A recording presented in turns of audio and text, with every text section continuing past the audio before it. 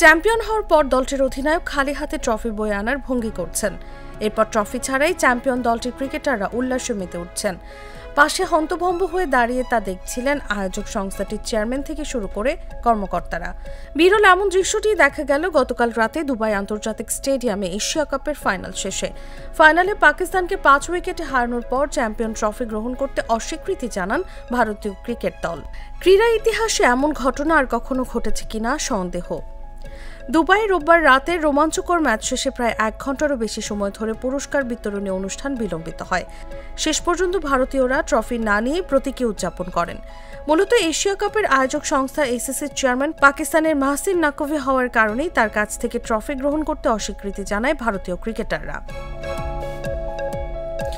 BCCI সচিব দেবজিৎ সাইকিয়া এএনআইকে বলেন, আমরা সিদ্ধান্ত নিয়েছি এশিয়ান ক্রিকেট কাউন্সিল চেয়ারম্যানের কাছ থেকে ট্রফি নেব না। তিনি পাকিস্তানের গুরুত্বপূর্ণ রাজনৈতিক নেতা হওয়ায় আমরা তার কাছ থেকে ট্রফি গ্রহণে অনিচ্ছুক। তবে এর মানে এই নয় যে ট্রফি ও পদকগুলো পাকিস্তানের সঙ্গে থেকে যাবে। আমরা আশা করি দ্রুতই ট্রফি ও পদকগুলো ভারতের হাতে তুলে দেওয়া হবে। পুরস্কার বিতরণী অনুষ্ঠানে দেখা যায় ভারতীয় ক্রিকেটার কুলদীপ যাদব, অভিষেক শর্মা ও তিলক বর্মা ব্যক্তিগত পুরস্কার নিলেও পাকিস্তানি কর্মকর্তা মাহসিন নাকভিকে উপেক্ষা করেছেন। রানার্স আপ পাকিস্তানের অধিনায়ক সালমান আগা অবশ্য নাকভির হাত থেকে চেক গ্রহণ করেন। ফাইনালের পর সংবাদ সম্মেলনে ভারত অধিনায়ক সূর্যকুমার যাদব বলেন, এরকম ঘটনা আমি ক্রিকেটে কখনো দেখিনি। কঠিন পরিশ্রমের ফল পাওয়া সত্ত্বেও আমরা ট্রফি থেকে বঞ্চিত হলাম। তবে আমার কাছে সত্যিকারের ট্রফি হলো সতীর্থ ও সাপোর্ট স্টাফরা।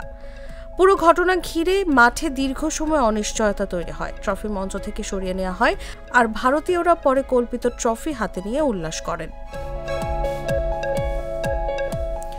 ভারতের এই অবস্থান আগেই অনুমেয় ছিল। পুরো টুর্নামেন্টেই তারা পাকিস্তানি ক্রিকেটার ও কর্মকর্তাদের সঙ্গে করমর্দন এড়িয়ে চলেন।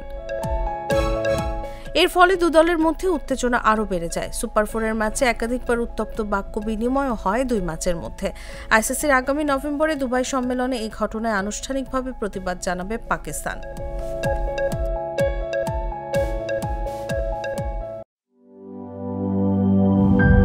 এখানেই হবে আমাদের ড্রিম প্রজেক্ট। হ্যাঁ, কিন্তু এত উপরে পানি তুলবো কিভাবে? কেন? আরএফএল সাবমার্সিবল পাম্পে। আরএফএল সাবমার্সিবল পাম্প গভীর থেকে পানি তুলে অবিরাম। পাহাড় কিংবা সমতলে পানির ধারা সবখানে।